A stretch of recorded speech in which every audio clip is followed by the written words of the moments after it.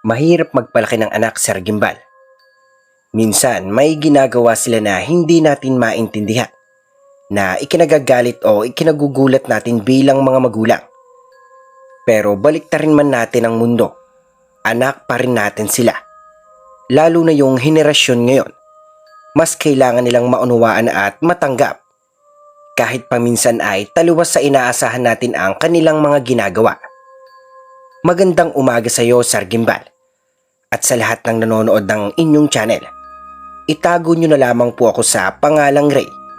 Nasa mid-50s na ako. Nakatira rito sa Makati. Lumaki ako sa pamilyang may kaya. At hanggang sa henerasyon ko ay nakapagpundar na rin ako ng ilang negosyo sa Maynila. Kung tatanungin nyo ako kung kanino ako bumabangon araw-araw, para yun sa pamilya ko, Sir Gimbal. Lalo na sa nag-iisa kong anak na babae, si Monica. Mahal na mahal ko siya. Bago pa kami ikasal ng misis ko noon, nagplano na kami pagdating sa pamilya. Isa lang talaga ang gusto namin. Mahirap ang buhay. At sa panahon ngayon, halos puro gadgets na ang uso. Kaya hindi na nasundan si Monica. Sapat na ang isa sa amin. Doon ko binuhos ang oras ko sa negosyo at sa pagpapalaki ng pamilya. Kahit paminsan ay hindi ko na magawang lambingin ng asawa ko. At aminado rin akong madalas ay hindi ko na rin nakakamusta si Monica gaya ng dapat. Nang tumungtong sa elementarya si Monica, naghiwalay na kami ng kanyang mami. Ngayon ay may sarili na rin siyang pamilya. Siguro dahil na rin yun sa sobrang totoo sa restaurant namin. May kasunduan kami noon na sa mami niya muna mapupunta si Monica. Pero kapag nag-18 na siya, siya na ang bahalang mamili kung kanino siya titira. Hindi ko siya pinabayaan, Sir Gimbal. Tuition, allowance, school needs, lahat yon tinustusan ko. Paminsan-minsan nagkakausap din kami sa chat. Hanggang sa dumating ang ika-18 na kaarawan niya. Isang araw, bumisita siya sa bahay. Kinausap ko siya ng masinsinan. Anak, nakapag-desisyon ka na ba kung dito ka titira sa akin? Ipinapangako ko na lahat ng gusto mo, ibibigay ko. Kahit pa ang pinakabagong iPhone. Basta mag-aral ka lang ng mabuti. Pwede kang mag-apply sa Ateneo o kahit saan mong gustong eskwelahan, anak. Dad, pinag-iisipan ko pa. Sabi ni ma'am, okay na raw kung sa'yo ako titira. Nahihiya na rin ako kasi sa stepdad ko at sa half-sister ko. Mas magiging masaya silang isang pamilya kung wala ako ron. Anak, huwag mong isipin yun. Kahit saan ka tumira, sa akin man o sa mami mo, siguradong welcome ka. Basta sabihin mo lang, ipapaayos ko agad ang kwarto mo. Gusto ko talagang ipadama sa anak ko kung gaano ko siya kamahal. Gusto kong bumawi. Kaya kahit hindi pa siya nakakapagdesisyon noon, pinarenovate ko na agad ang kwarto niya, Sir Gimbal. Pagkalipas ng ilang linggo, dumating siya, hawak ang kanyang mga maleta. Niyakap ko siya ng mahigpit bilang pagtanggap. Sobrang saya ko na makita siya. Sa totoo lang, kahit weekends lang kami madalas magkita noon, labis ko siyang namimiss.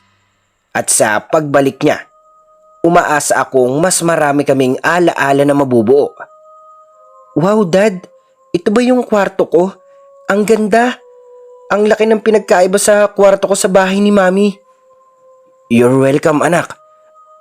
Alam kong magugustuhan mo yan. Simula noon, sa akin na tumira si Monica. Pero dahil hindi kami madalas magkasama noon, pakiramdam ko ay may mga bahagi ng pagkatao niya na hindi ko pa rin lubusang kilala, Sir Gimbal. Nag-enroll siya sa De La Salle. Ako na ang sumagot ng lahat ng gastusin, tuition, school supplies. Gusto kong bumawi. Gusto kong madama niyang hindi siya kailanman naging pabigat sa akin. Isang hapon, habang sabay kami nagmerienda sa dining area, nilapag niya ang baso ng juice at tumingin sa akin. Dad, kailan niyo po ba ako bibilhan ng kotse? Lahat ng kaibigan ko meron na. Gusto ko sana ng Honda Civic, yung kulay red po. Medyo napatigil ako sa pagnguya ng sandwich.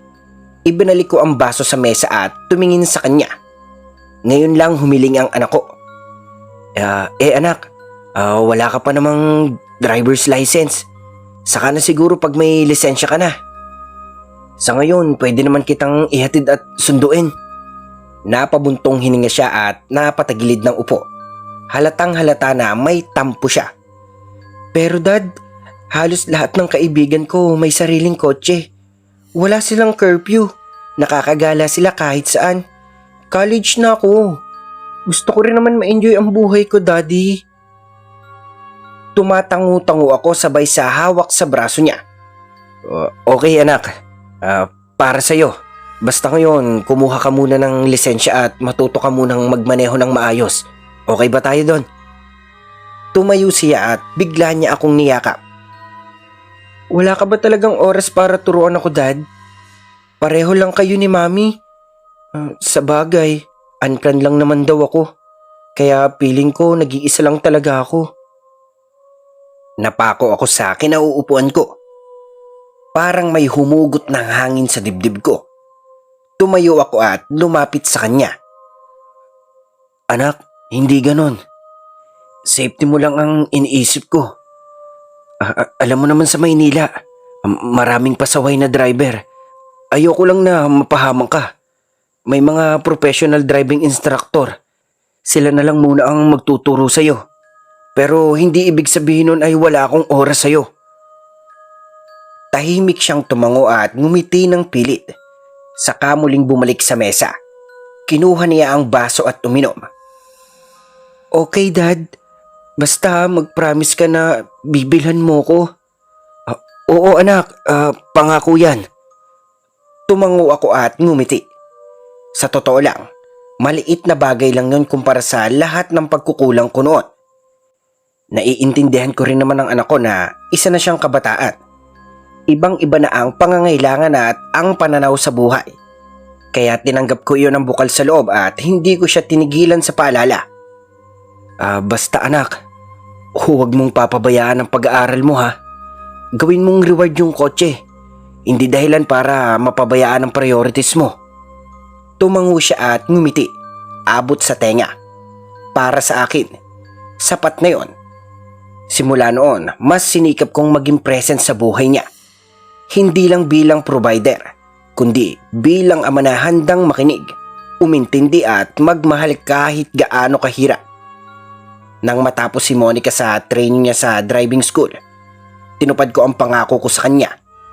Isang linggo matapos ma-release ang lisensya niya, sabay kaming pumunta sa car dealership at doon binilan ko siya ng kotse, ang Honda Civic na red na matagal na niyang hinihiling. Habang ibinababa ng stop ang ribbon mula sa bagong kotse, napatalon siya sa tuwa. Niyakap niya ako ng mahigpit, halos mapaluha pa. Daddy, thank you. Hindi mo talaga ako binigo. Ngumiti ako at inilabas ang susi mula sa bulsa ng coat ko.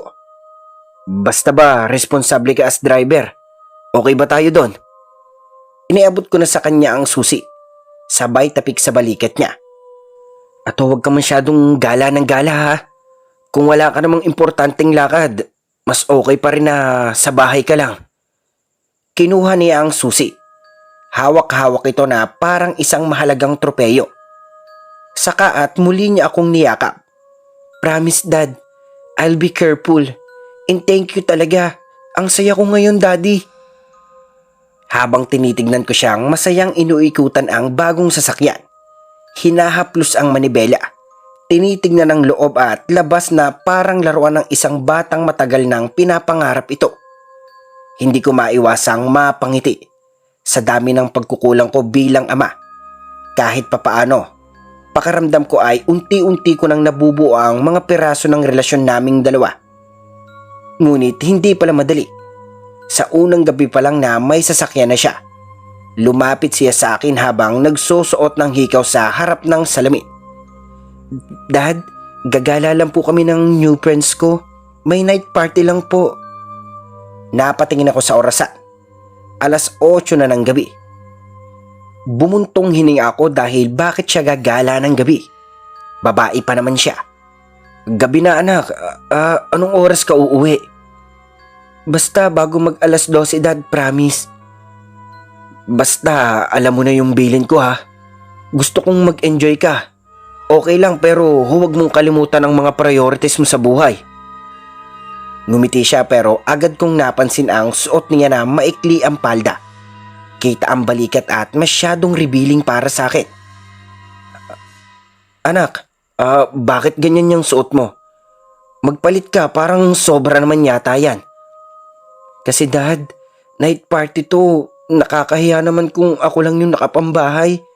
Hindi naman pwede kung magpanjama na lang ako. Lahat ng friends ko sobrang bonggang manimit. Syempre, ayaw ko naman pag-iwanan. O siya, basta ang mga bilin ko ha.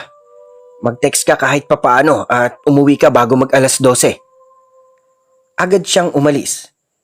Hindi ko man nakilala ang mga kaibigan niyang sinasabi. Pinilit kong pinakalma ang sarili ko. Pinagkatiwalaan ko siya. Umaasa ako na nasa mabuting kalagayan siya. Pero habang lumalalim ang gabi, lalong bumibigat ang dibdib ko. Alas 12 na, wala pa rin. Nang mga alauna na ay tinext ko na siya pero hindi siya nagre-reply. Tumawag ako ng ilang ulit pero hindi sumasagot. Hanggang sa alas 3 na ay wala pa rin ang anak ko sa Gimbal. Tinadtad ko siya ng mga tawag at messages pero hindi pa rin siya nagre-reply. Doon ko lang tuluyang naramdaman ang takot bilang isang ama. Sobrang hirap pala ng may dalagang anak sa Gimbal. Nagdesisyon ako maghintay na lang sa sala. Hindi ko ininda ang antok. Bandang alas 4 ng madaling araw, naalimpungatan ako sa tunog ng pagbukas ng gate. Napabalikos ako sa sopa at agad akong napatayo. Dahan-dahang pumasok si Monica, nakayuko at marahang naglalakad. Anak, sobrang late mo na. Anong pinaggagawa mo sa ganitong oras ha? Mga kabataan talaga ngayon, kala nyo hindi kami nag-aalala. Hindi ka pa sumasagot sa mga text ko. Hindi siya sumagot. Umiling lang siya habang pumipigil ng hikbi. Oh, bakit ka umiiyak? May nangyari ba? Sabihin mo sa akin, anak. Umupo siya sa gilid ng sopa. Hawak ang bag niya na parang hindi alam kung saan ilalapag. Nanginginig ang balikat niya habang lumuluha. Dad, huwag po kayong magagalit ha. Umupo ako sa tabi niya at pilit na pinapakalma ang sarili ko. Bakit? Ano bang problema, anak? Ayos ka lang ba? Habang iniaabot ko ang tissues sa kanya, napansin ko ang pulang marka sa leeg niya. Napakunot ang noo ko. Anak, alam mo, mas mabuting sabihin mo na kung may boyfriend ka. Hindi yung parang itinatago mo. Hindi ako galit. Gusto ko lang malaman ng totoo. Umiling siya. Dad, hindi po yun ang iniisip ko. Nabangga ko po yung kotse. Sa harap, sobrang laki ng gasgas. Nanginginig ang boses niya. Tumutulo ang luha sa pisngi niya. Napayuko siya. Para bang natatakot na mapagalitan. Sa tagal naming magkahiwalay, ngayon ko lang siya ata nakita na ganito ang ayos na durog at takot. Kaya sa halip na magalit, naawa ako. Ito ang unang beses na umiyak siya sa harapan ko. Oh, tahan na. Ayos lang yan. Yung sasakyan, naaayos pa yon. Huwag mo na yung intindihin. Ang mahalaga, ligtas kang nakauwi. Niyakap ko siya ng mahigpit. Ramdam ko ang pag-igik niya sa dibdib ko. Pinatong ko ang kamay ko sa ulo niya at hinagod iyon gaya ng ginagawa ko noong bata pa siya. Kinabukasan, napansin kong tila naiilang pa rin siya. Hindi niya ako matignan sa mata. Parang may bumabagabag pa rin sa kanya. Madalas, wala na siya sa bahay tuwing dumarating ako. Hanggang sa isang hapon, nagpakita siya at diretso sa sala. May hawak siyang cellphone habang nakakunot ang noo. Dad, kailangan ko ng pera. Naubos na ang allowance ko ngayong buwan. Napakunot ang noo ko. Wala pang ang kinsenas pero ubos na agad ang allowance niya. Sige anak, magkano ba ang kailangan mo? 10K, Dad. Hindi naman problema sa akin ang pera, Sir Gimbal. Kaya ibinigay ko agad. Pero makalipas ang 2 araw, muli siyang humingi. Ganon ulit sa sumunod pang araw. Doon na ako nagtanong. Anak, 3 araw ka nang humihingi sa akin. Saan mo ba ginagastos yung pera? Nag-iba ang mukha niya. Napataas ang kilay niya. Diyan lang, Dad. Bakit bawal? Sabi niyo naman okay lang humingi, saka obligasyon niyo to sa akin, di ba? Nag-init ang bato ko sa sagot niya. May diin at may yabang. Parang wala na siyang respeto. Ano, anak? Sino nagturo sa'yo ng ganyang pananalita? Tumayo ako mula sa kinauupuan ko. Hindi ako makapaniwala sa narinig ko. Hindi ko sinasabing hindi kita tutulungan. Pero gusto ko lang malaman kung saan napupunta ang perang hinihingi mo. Hindi ka natututong magtipid. Hindi siya sumagot. Bagkos, nagdabog siya. Nilaglag ang bag sa sopa, saka nag-walk out packet ng hagdan. Mabilis ang mga yabag niya at palakas ng palakas hanggang sa sumara ang pinto ng kwarto niya ng malakas. Napailing ako. Napaupo muli. Hindi ko alam na ganito pala siya pinalaki ng mami niya. Malaya, walang kontrol. Doon ko rin napagtanto. Kailangan ko na sigurong maghigpit.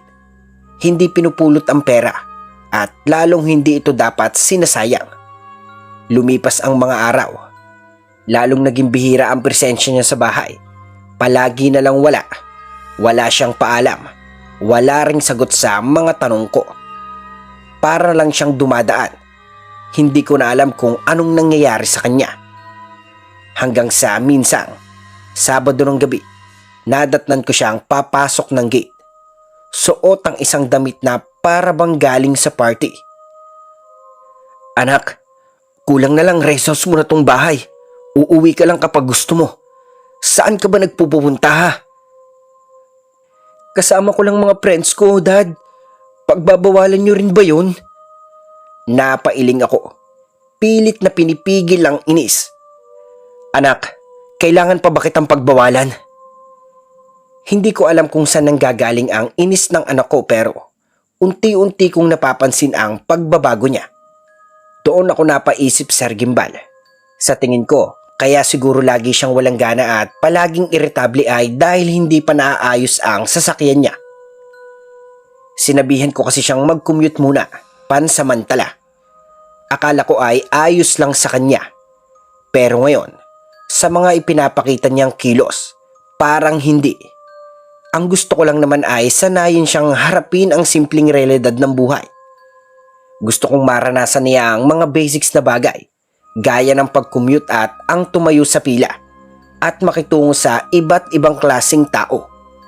Pero dahil sa ginawa ko, pakaramdam ko ay unti-unti na niya akong iniiwasan. Isang umaga, habang nag-aalmusal siya sa dining table, tahimik lang siya at abala sa pag-scroll sa cellphone niya. Napaupo ko sa tapat niya. May daladalang tasa ng kape. Hayaan mo, anak, malapit na raw maayos ang sasakyan mo. Hindi mo na kailangan pang mag-commute. Sa ngayon, ako na muna ang driver mo.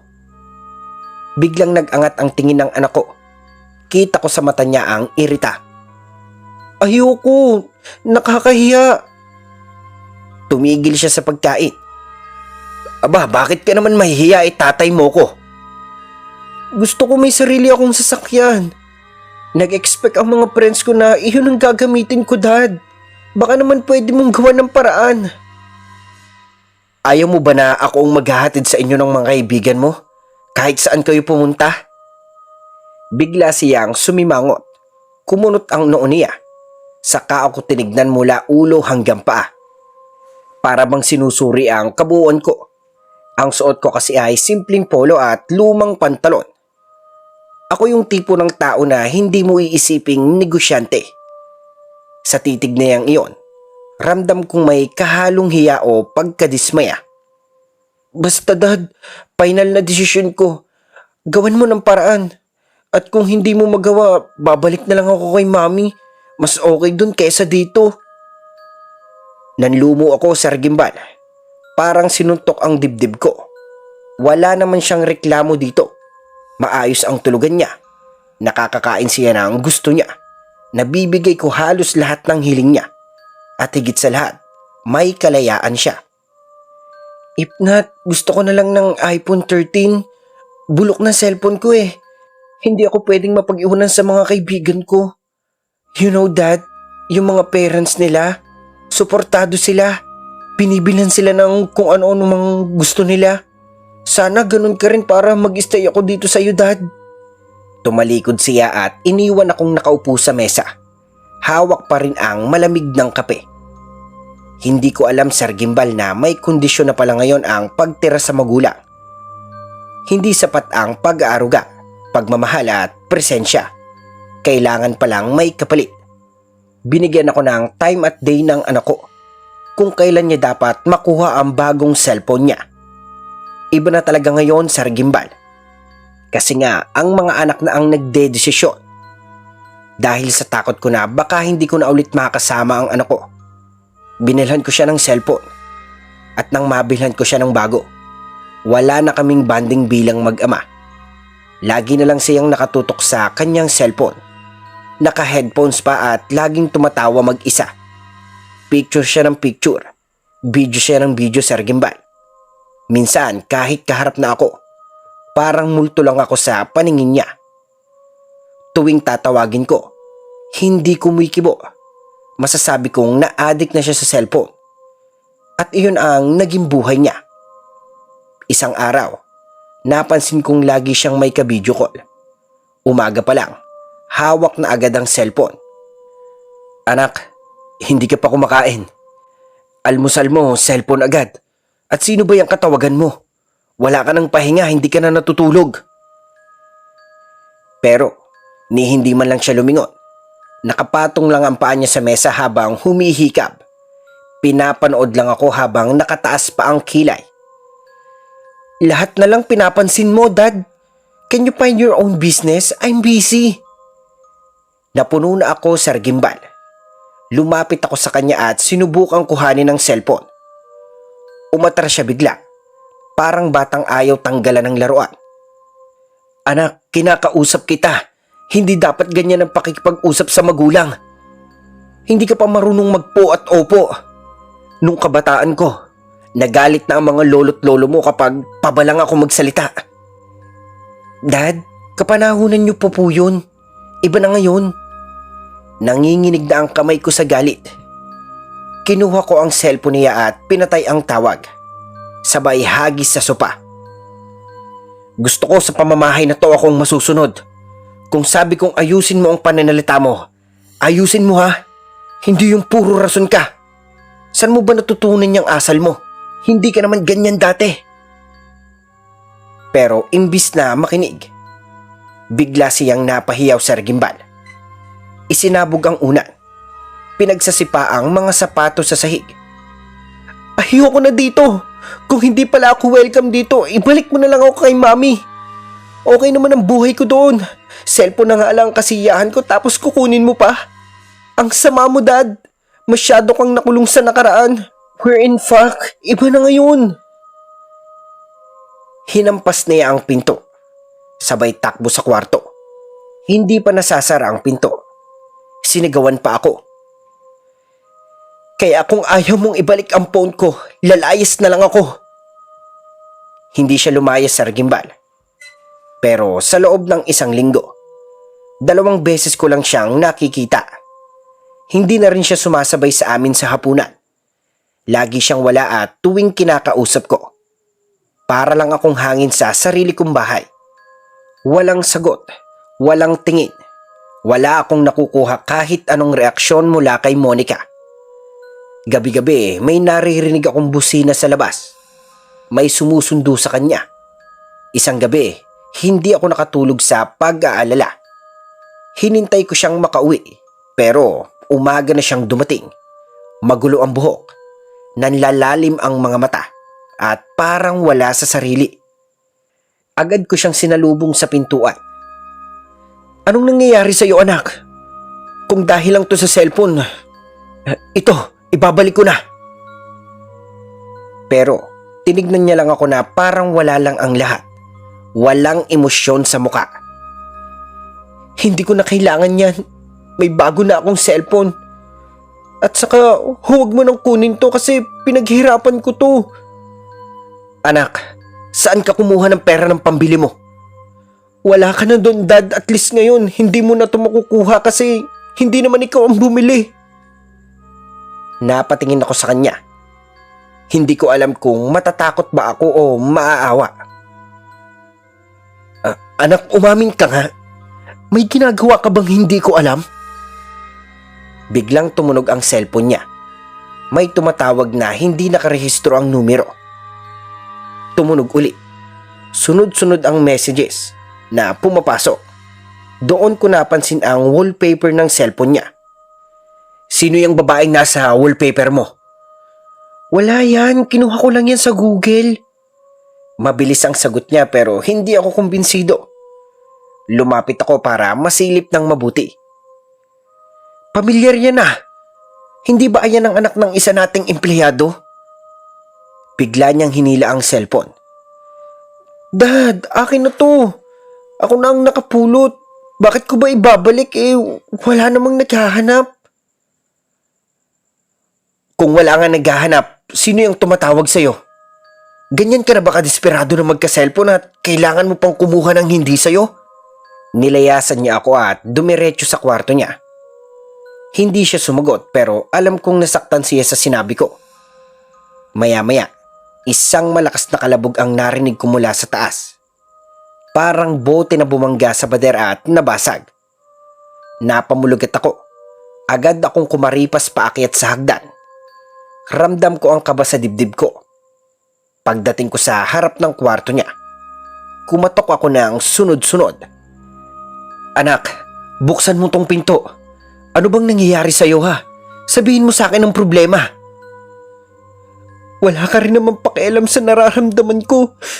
Pagkatapos mo akong bilhan, sinusumbat mo rin. Tapos kukunin mo rin sa akin.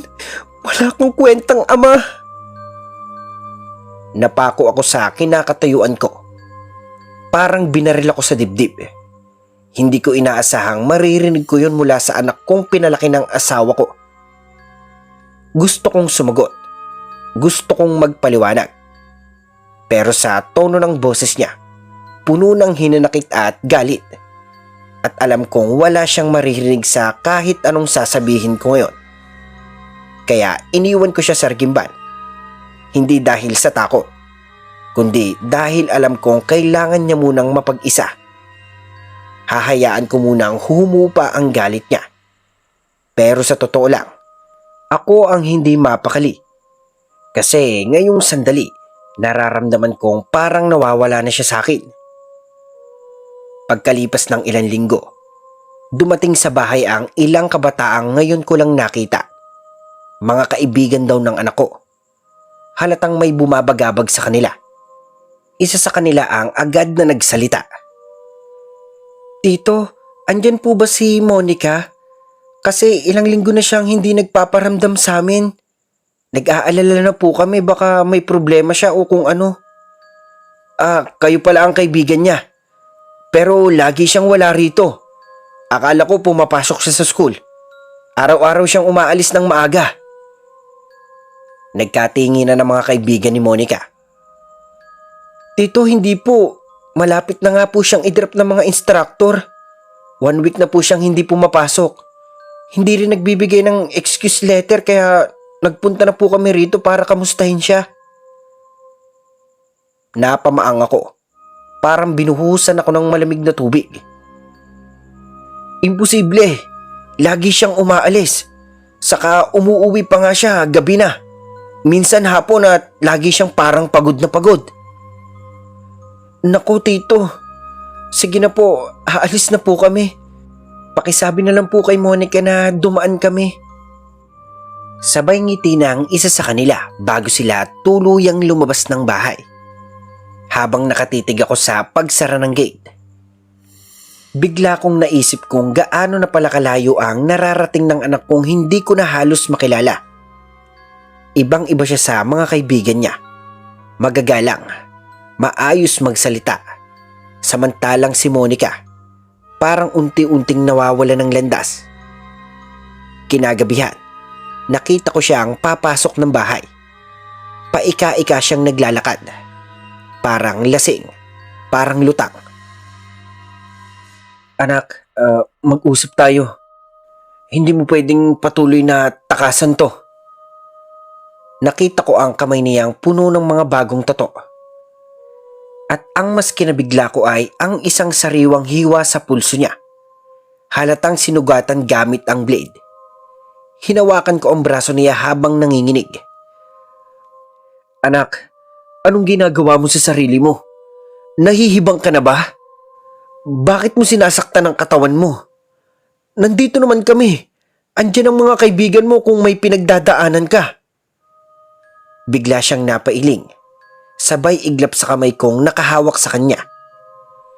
Ikaw ang problema ko, Dad. Mas okay pa ang stepfather ko kaysa sa'yo. Lagi kang busy. At kung nandyan ka man, puro paninita ang inaatupag mo.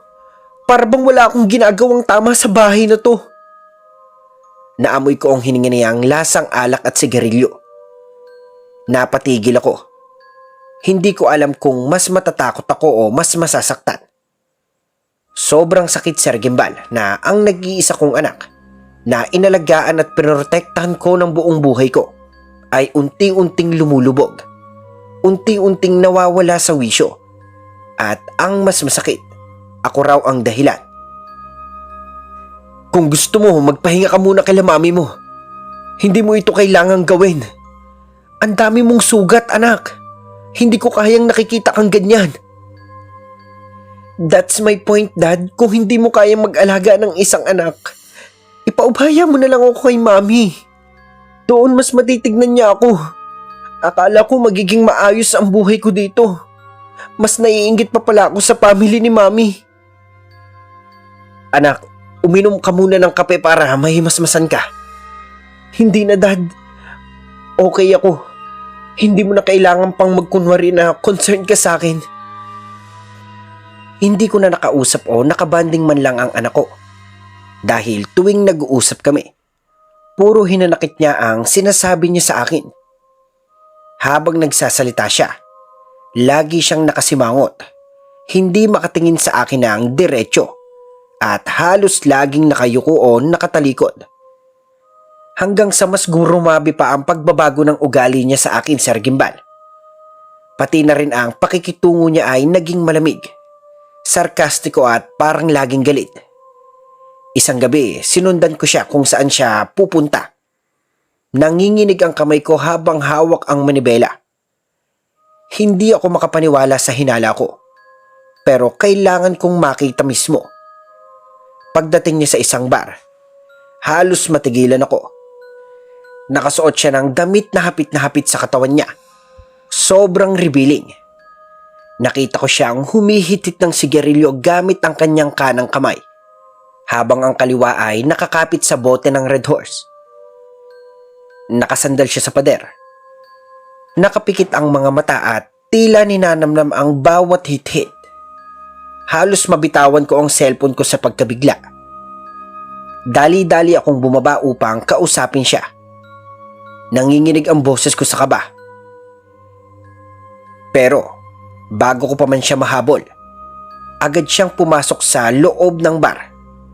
Pagpasok ko, sinalubong ko ang malakas na tugtog at makukulay na ilaw. Ang daming tao, ang daming nagsasayawan. Amoy alak at sigarilyo ang paligid.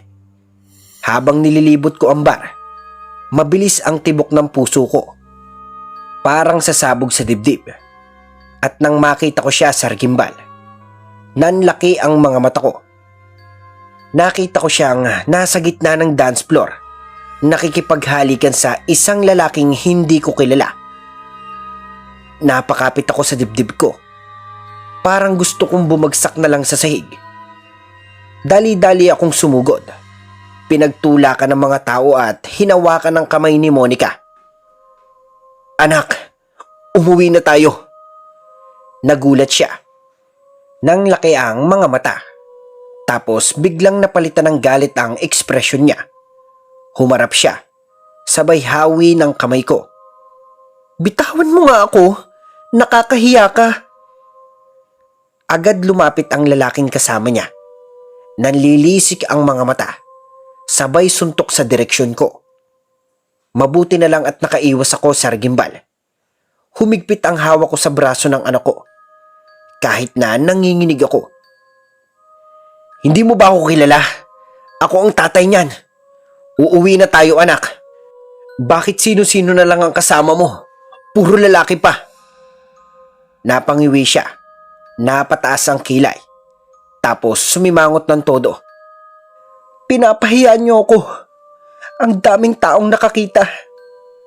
Really? Hindi na ako minor para sunduin ang magulang. Kayo rin naman na nagsabi na i-enjoy ko ang buhay ko. Tapos ngayon aawatin niyo ako. Hindi talaga uso sa inyo ang fun. Tahimik akong nagmaneho pa uwi. Hawak ni Monica ang cellphone niya habang umiwas ng tingin. Sa pagdating sa bahay, siya na ang unang nagsalita. Napairap saka inismeran ako. Dad, huli na yon. Nakakahiya. Legal age na ako tapos sinusundan ako sa bar. Saan kayo nakakita ng ganun? Kung sana nagpaalam ka, alam ko kung saan kita hahanapin. Pero wala. Para na lang akong hangin sa buhay mo, anak. Ano ba talagang problema mo? Hindi ka ba masaya na nandito ka? Napatayo si Monica. Itinaas ang boses. Halos sumabog sa galit. Ikaw ang problema ko, Dad. Kaya ka iniwan ni Mami kasi ganyan ka. Tutok na tutok ka sa trabaho. Hindi mo alam kung anong nangyayari sa akin. Kung sino ang mga kaibigan ko. Kasi hindi mo ipinapakilala, anak. Bumabawi ako sa iyo pero umiiwas ka. Hindi ko na alam kung paano kita i-handle. Ayaw mo nang umuwi kay mami mo pero dito sinisira mo lang ang sarili mo. Porket may sinabi akong may freedom ka na. Inaabuso mo na. Hindi ibig sabihin na hinahayaan kita. Gusto ko na mapariwara ka. Anak kita. Ayaw kong nakikita kang umiinom. Naninigarilyo.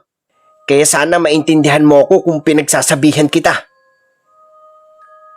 Napayuko si Monica. Hawak ang tuhod. Hindi makatingin. Nangingilid ang luha sa mata niya. Pero pilit niya yung pinipigilan. Tahimik lang siya. Wala akong narinig ni isang sagot. At ako naman, kahit puno ng hinanakit ang puso ko, kahit parang napagod na rin ako, hindi ko magawang sukuan ng anak ko. Hanggang sa dumating ang kinakatakutan ko. Isang tawag ang gumising sa akin sa madaling araw. Good morning, sir. Andito po ang anak ninyo. Nahuli namin, drunk driving. Makipag-cooperate na lang po kayo. Kailangan namin kayo dito. Para akong binuhusan ng malamig na tubig. Saglit akong napatulala. Nanginginig ang tuhod ko habang nagsusuot ng jacket at kinuha ko ang susi ng kotse. Pagdating ko sa presinto, agad ko siyang nakita. Nakaupo sa isang sulok. Magulo ang buhok. Namumugto ang mga mata. At nanginginig ang kanyang katawan sa takot. Para siyang batang nawalan ng kakampi. Dad, tulungan mo ko. Agad ko siyang nilapitan at niyakap. Pinisil ko ang balikat niya at pinilit maging matatag. Huwag kang mag-alala, ako na makikipag-usap sa kanila. Kumalma ka, anak. Nandito ako. Nandito si Daddy. Sir, lasing po ang anak ninyo habang nagdadrive. Kung pwedeng maayos ito sa pakikipag-usap sa pamilya ng nabunggo niya. Kayo na ho sana ang kumausap. Pagpasensyahan nyo na po siya. Lasing lang ho. Hindi niya ginusto ang nangyari. Pakiusap po. Wala namang may gusto ng aksidente, sir. Pero kahit pa kumpleto ng papeles ang anak nyo, dahil lasing siya, sa kanya po ang sisi. Kamusta po yung driver nung nabunggo niya? Nasa ospital, sir. Yung mga sakay niya may mga sugat at galos. Pero yung mismong driver, kritikal ang kondisyon. Ipanalangin na lang ho natin na gumaling yung driver at walang masamang mangyari sa kanya. Sa narinig kong yon, pakiramdam ko bumigat ang mundo ko. Napahawak ako sa ulo ko. Parang lahat ng sinabi ko noon kay Monica, binaliwala niya. At ngayon, may buhay nang nawala. Iniisip ko na sana na higpitan ko pa. Sana hindi ko na lang siya pinayagang lumabas ng gabing yon. Sana, kung pwede lang akong bumalik sa oras. Pero ako ang ama, at kahit na anak ko ang may sala, ramdam ko ang bigat ng lahat ng ito. Pakiramdam ko, ako ang dahilan kung bakit siya lumaki ng ganito. Ako ang naging kakulangan.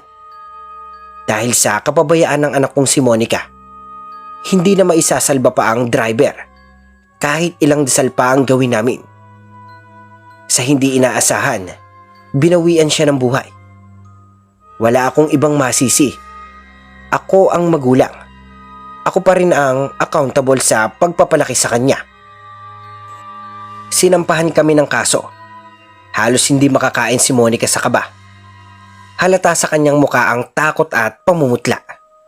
Namamawis at halos hindi makatingin sa akin sa hiya. Ako naman, sinubukan kong makiusap sa pamilya ng namatay. Bit-bit ko ang sinseridad, dala ang pagsisisi at ang kababaang loob. Wala pong may gusto nang nangyari. Kaya po kami andito. Gusto sana naming akuin ang lahat. Bata pa po ang anak ko at pakiusap po. Willing naman po kaming magbayad. Tahimik lang ang babae. Bakas sa muka ang sakit. Namumugto ang mga mata. Naninigas ang panga.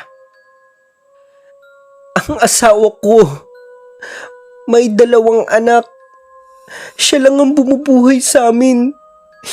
Isang pagkakamali lang. Isang gabi lang tapos mawawalan na siya ng buhay at mawawalan pa ng ama ang anak ko. At ako, iniwan niya. Ako na ho ang gumastos ng ospital, ng burol at saka ng civil damages. Pati na ho ang emotional damage. Kung pwede lang ho, huwag niyo nang ituloy ang kaso. Marami pa pong pangarap ang anak ko. Maawa na ho kayo. Biglang lumapit ang anak ng byuda. Hawak ang kamay ng ina. Ma, tanggapin na natin. Mahaba ang proseso kung magsasampa tayo ng kaso. Naiintindihan ko. Masakit pero hindi naman sinasadya ng bata. Masakit din para sa kanya. May pangarap din siya. Hindi ho natin mababawi ang buhay. Pero baka may pag-asa pang may ayos ito. Pero tumayo ang matanda. Tumitig kay Monica ng mata sa mata at puno ng galit. Hindi pwede. Hindi niyo kami mabibili ng pera. Buhay ang nawala. Kailangan buhay rin ang kapalit. Huwag naman ho kayong ganyan, Nay. Kahit doblehin ko ho ang halaga. Kahit triplihin ko. Huwag niyo lang ho gagalawin si Monica. Akin na ang lahat ng galit. Akin na lang ho. Bigla siyang napatigil. Nakita kong tumutulo ang luha sa gilid ng kanyang mata. Nanginginig ang labi niya. Sige, hindi ko kayo isusumpa. Pero hindi ko rin kayo mapapatawad. Dalhin niyo na ang bigat ng konsensya habang buhay. At sana, bawat tawa ng anak niyo, maalala niya ang batang iniwan ng anak ko. Hindi na ako nakasagot. Napayuko na lang ako at sa unang pagkakataon, nakita kong umiiyak si Monica. Hindi sa galit, kundi sa matinding pagsisi. Ang mga luha niyang tumulo. Hindi tahimik, kundi nanginginig ang balikat niya at tila bawat tikbi ay humihingi ng tawad. Ramdam ko mula sa puso yon. Niyakap ko siya ng mahigpit. Pinilit kong huwag umiyak. Pinilit kong pigilan ang luhang gustong kumawala. Ayaw kong makita niya akong mahina. Ako ang ama. Ako ang dapat maging matatag. Nagpapasalamat ako, Sir Gimbal. Sa kabila ng lahat, may natitira pang kabutihan ang pamilya ng driver. Pero kasabay ng pasasalamat na yun ay panibagong pasanin. Dahil kailangan kong tutukan ng anak ko. Hindi ko na nababantayan ang negosyo naming restaurant. Unti-unti akong nawawala ng oras sa trabaho. Unti-unting nalugi ang negosyo. Hanggang sa tuluyan na kaming nabankrupt. Nakipag-ugnayan pa rin ako sa pamilya ng driver. Maayos ang usapan. Installment ang bayad para sa emotional damages. Pero dumating na rin ang puntong wala na talaga akong maibigay. Nay, pwede po ba bukas o sa makalawa na lang muna ako magbayad sa inyo? Wala pa po kasi kaming budget ngayon. Porket pinatawad na namin kayo. Akala nyo okay na kahit madelay. Nasa agreement natin yan. May due date. Lagi ka na lang bukas. Hindi lang ikaw ang may kailangan ng pera. Kami rin. Pasensya na po talaga, Nay. Kakabayad ko lang po last week eh. Hindi naman po yata makatao kung every week ay sisingilin nyo kami. Nako, ang dami nyong dahilan. Kayo na nga ang nakapurwisyo. Kayo pa ang may ganang magreklamo. Uulit-ulitin ko. Nasa kasunduan natin yan. Kung ayaw ninyo di bahala na kayo. Sabi ko naman noon, nakisama lang ako sa inyo kasi bata pa ang anak mo. Pero ngayon, biglang tumigil siya.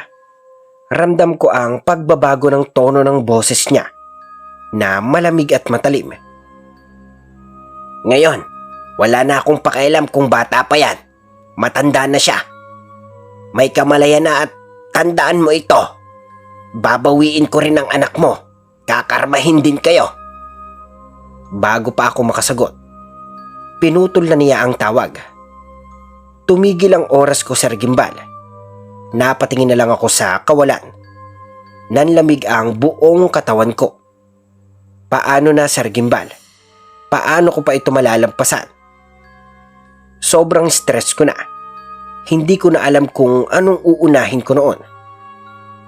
Ang anak ko, ang bayarin, ang galit ng pamilya ng namatay, ang tuition fee niya, ang negosyo. Wala na akong kita. At mas lalong masakit, nahihiya na akong ibalik siya sa mami niya. Sinabi ko pa naman noon na nasa mabuting kalagayan siya sa akin. Pero sa totoo lang, Sir Gimbal, ako na yata ang pinakamalaking pagkukulang sa buhay ng anak ko. Inakala kong nagbago na siya. Hindi na siya lumalabas ng gabi. Bihira na siyang tumawa o makipagkwentuhan. Pero inisip ko na lang na baka nagmature lang siya. Akala ko lang pala yun. Halatang na-trauma siya sa mga nangyari. At imbis na kausapin ko siya ng masinsinan, nagkasya na lang ako sa tahimik na pagmamasid. Isang gabi, habang nakahain na ang pagkain sa mesa, hinihintay ko siya na bumaba mula sa kanyang kwarto para sabay kaming kumain. Gaya ng nakagawian naming dalawa. Pero ilang minuto lang ang lumipas, wala pa rin siyang bumababa. Tahimik ang buong bahay. Pero ang bigat ng pakiramdam ko. Parang may hindi tama. Kaya pinuntahan ko siya. Kumatok ako sa pintuan niya. Bukas yan, Dad. Monica, bakit hindi ka pa bumababa? Tara na, kumain ka na. Masama po yung pakiramdam ko, Dad. Mauna ka na. Saka binabangungot ako kagabi kaya parang wala ako sa mood. Bababa na lang po ako kapag nagutom ako. Sigurado ka ba, anak? Kita ko sa mata niya ang lungkot at pagod. Parang may gustong sumigaw mula sa kaloob-looban niya pero pinipigilan. Ayos ka lang ba? Sinisinat lang ako, Dad. Iinom na lang ako ng gamot. I'm sure magiging okay din po ako. Hinawakan ko ang noo niya, Sir Gimbal. at para akong mapapaso sa sobrang init. Hindi basta sinat lang. Hindi ka okay. Ang init mo. Bakit hindi ka nagsasabi agad? Kaya ko po naman po, Dad. Pagpipilit niya pa. Pero ako, ramdam kong nagpapakatatag lang siya. Kahit anong paliwanag pa niya, hindi ako nagdalawang isip. Dinala ko siya agad sa ospital. Mas mahalaga ang kaligtasan niya kaysa sa pride niya. Pero pagka-check up sa kanya ng doktor, wala raw nakitang sakit. Lahat ng test, normal. Pero Sir Gimbal, kahit hindi ako doktor, alam kong may mali. Sobrang init ng katawan ng anak ko at parang unti-unti siyang nanghihina. Hindi ako makapaniwala. Kaya dinala ko pa siya sa ibang ospital para makisiguro ako. Sir, wala ho talagang resulta. Healthy po siya, walang infection o anumang karamdaman. Pero Dok, bakit sobrang init niya? Kung wala siyang sakit, saan nanggagaling to? Baka stress lang po, sir. Kailangan niya talaga hong magpahinga. Kung hindi pa rin ho bumaba ang lagnat after 1 week, ibalik niyo ho siya rito. Pagka-uwi namin, pinilit ko na lang siyang ipahinga. Halos hindi na siya makagalaw. Para siyang lantang gulay. Monica, kung gusto mo, sa taas ka na lang mag-dinner. Doon ko na lang dadalhin sa iyo ang pagkain. Kailangan mong kumain, anak. Nanghihina ang boses ko habang pinagmamasdan ko siyang pinipilit ang sarili na maging okay. Ang sama ng pakiramdam ko, Dad. Para namang imposibleng walang result. Ang sakit rin ng ulo ko. Baka kailangan mo lang ng pahinga, anak. Iwasan mo ring magpuyat. Dapat palakasin mo ang katawan mo. Mahirap magkasakit lalo na sa panahon ngayon. Sige, Dad. Salamat po kasi nandyan ka. Bigla siyang napayakap sa sarili niya.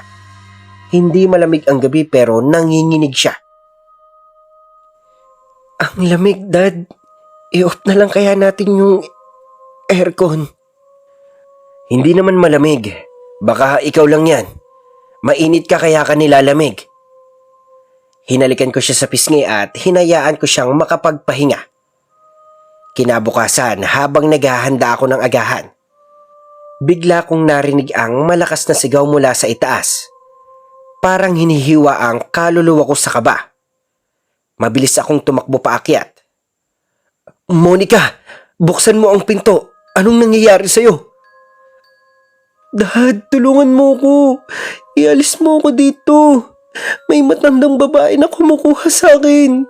Sabi niya, sumama raw ako sa kanya. Umiiyak siya. Nagmamakaawa. Pero ayaw bumukas ng pinto kahit anong pilit ko. Kinuha ko ang spare key. Pagpasok ko, agad ko siyang niyakap. Nanginginig siya. Pawis na pawis. Nangingitim ang ilalim ng mga mata. Anak, ayos ka lang ba? Umiling siya. Namumutla ang mukha niya at parang wala sa sarili ang mga mata. Nasaan ang matandang babaeng sinasabi mo?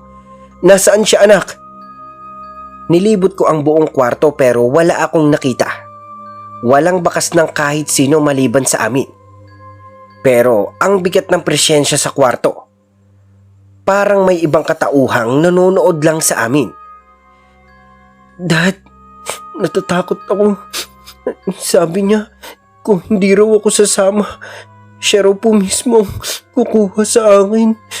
Kukunin niya raw ang kaluluwa ko. Anak, baka nananaginip ka lang. Uminom ka muna ng tubig. Inabot ko ang baso sa kanya. Hindi ako nananaginip. Sigurado akong nakita ko siya. Natatakot ako, Dad. Baka bumalik siya. Sabi niya, pagbabayarin daw niya ako sa ginawa ko. Anak, normal lang na makonsensya pero nandito ako, palagi mo yung tatandaan ha. Huwag mong i-overthink, baka lalo ka lang matakot. Niyakap ko siyang muli Pero Sir Gimbal, may kakaiba sa kwartong yon. Iba ang ambience. Para bang may presensyang nakatingin sa amin. Tila may malamig na hangin sa pagitan naming mag-ama. Anak, sa baba ka na muna tumambay ha. Mas makakatulog ka doon. Mababantayan kita. Pero hindi siya sumagot. Anak? Tanong ko habang dahan-dahan siyang kumakalas sa pagkakayakap. Tinignan niya ako. Binuka niya ang kanyang bibig. Pero walang kahit anong boses na lumalabas. Niyugyug ko ang balikat niya. Anak, ayos ka lang ba? Umiling lang siya, Sir Gimbal. At doon ako lalong kinabahan dahil nawala ang boses ng anak ko. Pero makalipas ang ilang minuto, nakapagsalita rin siya. Dad, nawala ang boses ko. May sasabihin sana ako pero tuwing sinusubukan kong magsalita, bigla na lang nawawala ang tinig ko. Isulat mo na lang anak kung nahihirapan kang magsalita. Agad siyang kumuha ng papel at ballpen. Pero bago pa man siya makapagsulat, bigla siyang napatigil. Daddy, hindi ko na rin maigalaw ang kamay ko. Parang naninigas. Sir Gimbal, doon ko na hindi alam ang gagawin ko. Hindi ko na alam kung anong nangyayari sa anak ko. At lalong hindi ko na alam kung ano ang gusto niyang sabihin na parang may pumipigil sa kanya. Umilis saglit si Monica at nagtungo sa banyo. Pero pagbalik niya, nanginginig siyang lumapit sa akin. May itim na likido sa mga labi niya at siya ay umiiyak. Daddy, dalhin mo na ako sa ospital please. Hindi ko na kaya. Nagsusuka na ako ng kulay itim na kakadiri. May sakit na ako, Dad. Baka mamatay na ako. Punas siya ng punas gamit ang kanyang damit sa mga labi niya. Pero lalong lumalakas ang pagsuka niya ng itim na likido, Sir Gimbal. Nanghihina na siya. Kumuha ako ng plastic at inalayan siya ng maisuka pa ang iba. Saka agad ko siyang isinakay sa kotse. Habang nasa daan kami, halos hindi ko na maipreno ng maayos ang kotse dahil sa kaba. Kamusta ang pakiramdam mo, anak? Kapit lang. Idadala na kita sa ospital. Kitang-kita ko ang pamumutla niya, Sir Gimbal.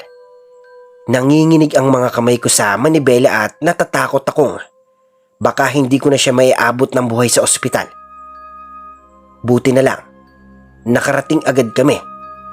Ilang oras matapos siyang isalang sa ER, lumapit ang doktor. Sir, negative po ang lahat ng resulta. Wala pong nakita sa anak nyo. Hindi ko na napigilan ang galit ko, Sir Gimbal.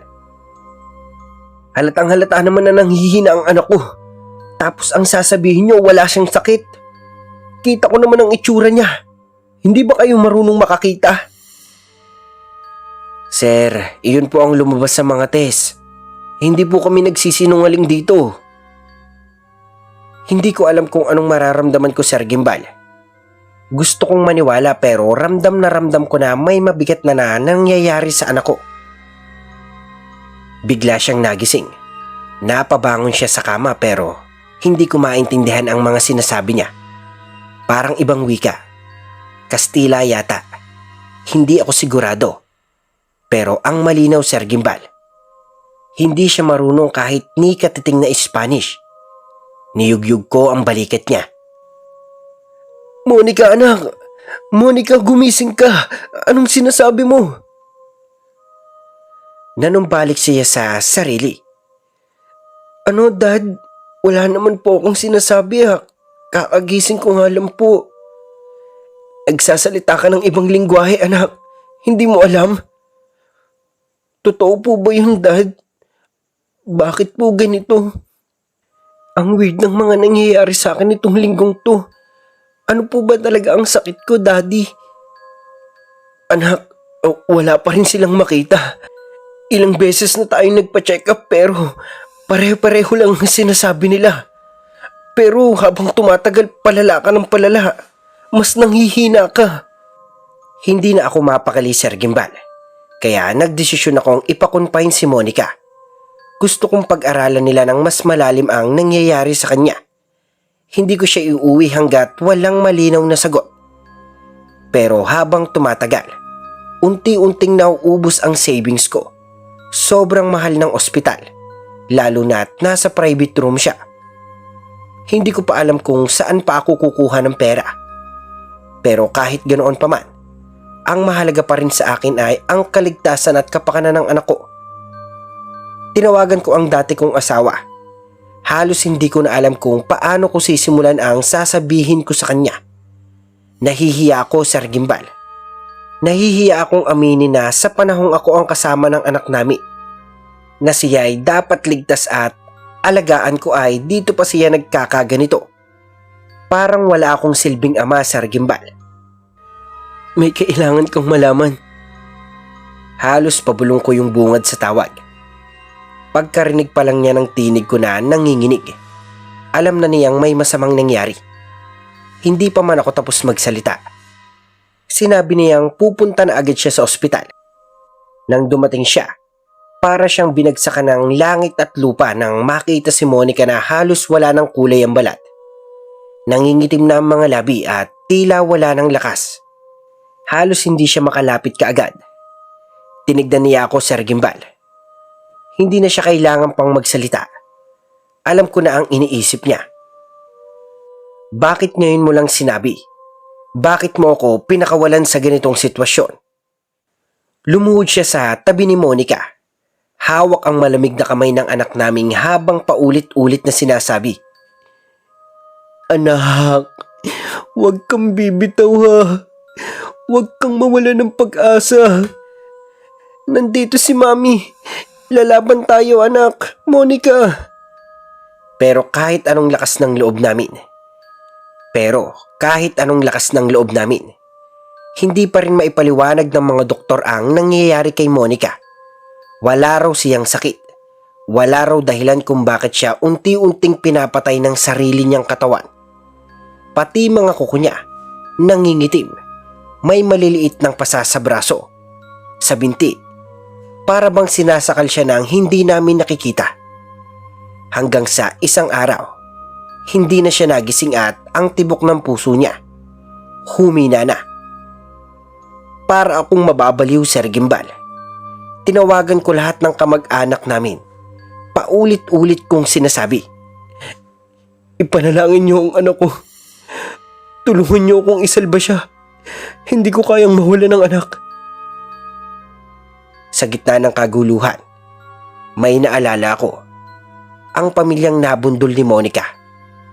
Matagal na silang hindi nagpaparamdam. Hindi na rin sila nagpapadala ng update sa settlement namin. Dati kahit papaano, tinatanong pa nila ang lagay ng anak ko.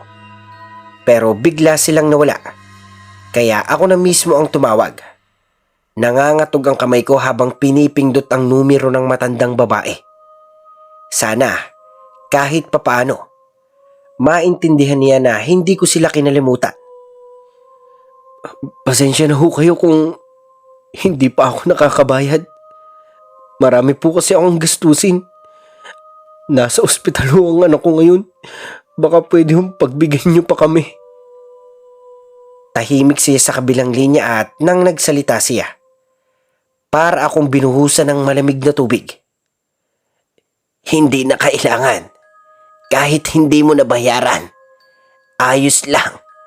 Unti-unti na namang nababawi ng anak mo ang utang niya." Nanlaki ang mga mata ko. Ano hong sinasabi niyo?" Pero bago pa ako makapagtanong ulit, binaba na niya ang tawag. Hindi ako makagalaw.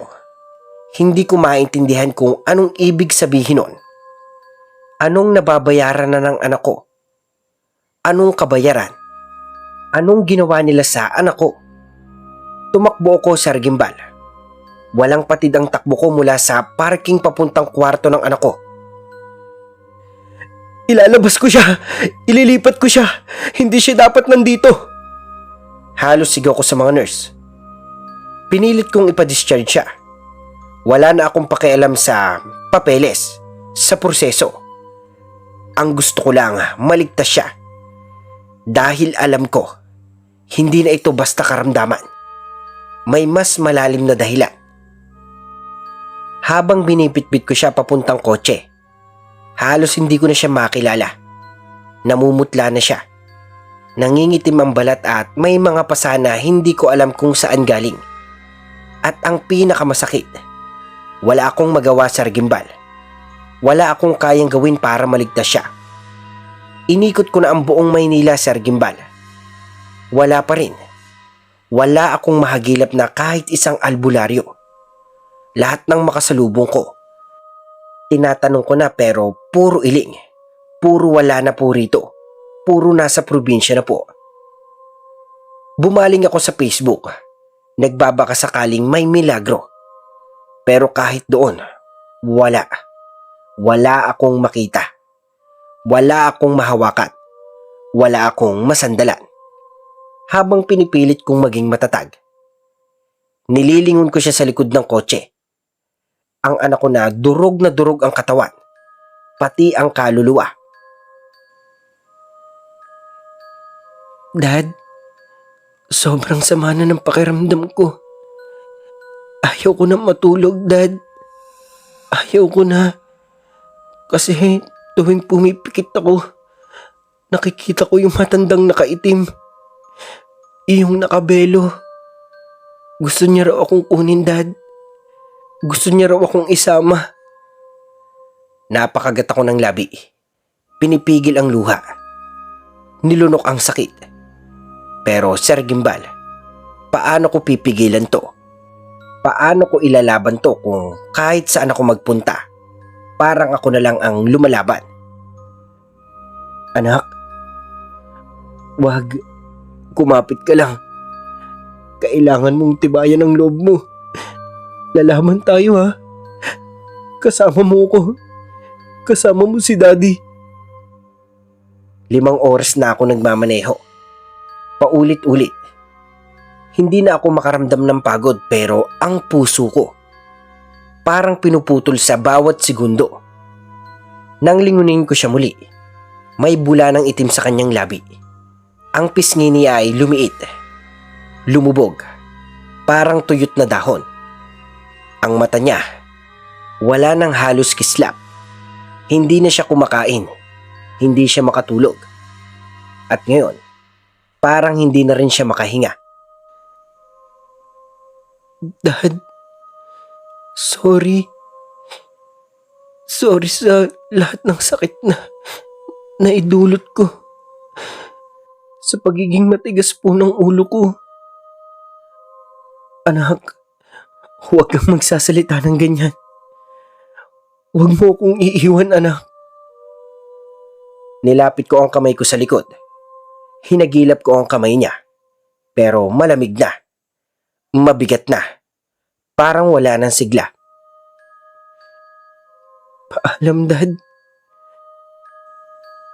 Sana mapatawad ako ng pamilyang nabangga ko. At sa huling sandali, nakita ko kung paano unti-unting nawala ang kulay sa mukha ng anak ko. Paano siya naging para na lang isang larawang kupas. Walang galaw, walang hinga, walang tunog. Sir Gimbal, iyon ang huling mensahe ng anak ko. At ako ang ama na wala man lang nagawa. Ngayon, nagmamaneho ako ng kotse niya. Yung kotse na dapat ay siya pa ang gumagamit. Para bang sa pagmamaneho ko nito, kasama ko rin siya. Pero ang totoo, wala na siya, Sir Gimbal. Walang salita, Sir Gimbal. Walang sapat na salita para ilarawan ang sakit na ito. Parang sinabuyan ng asido ang puso ko at paulit-ulit itong nilulunod sa sarili kong luha. Kaunting panahon lang ang binigay sa akin para makabawi. Kaunting panahon lang para mayakap, matawa, makasama siya. At ngayon, wala na. Kinuha na rin siya ni Lord. Hindi ko siya naidala sa albularyo. hindi ko siya nailigtas. At kahit sabihin pa ng mundo na ginawa ko ang lahat, hindi iyon sapat, Sir Gimbal. At habang binabaybay ko ang kalsadang ito, tahimik, malamig, walang ibang tunog kundi ang ingay ng makina. Alam kong mula sa langit, pinagmamasdan niya ako. At kahit masaya na siya roon, ako naman, araw-araw, unti-unting namamatay sa mga pagkukulang ko. Hanggang dito na lamang muna, Sir Gimbal. Pagpalain po sana ang inyong channel. At kung maari, isama nyo na rin po ako sa inyong mga panalangin. Ilang buwan na rin po akong pabalik-balik sa psychiatrist. Sinusubukang buuin muli ang sarili. Sana balang araw, tuluyan na rin akong makabangon. Hanggang dito na lamang po ang ating kwento sa ngayon. At sa mga bago po sa aking channel ay mag-subscribe na po kayo at huwag nyo na rin kalimutan i-hit ang notification bell button para maging updated pa kayo sa mga susunod pa nating mga video.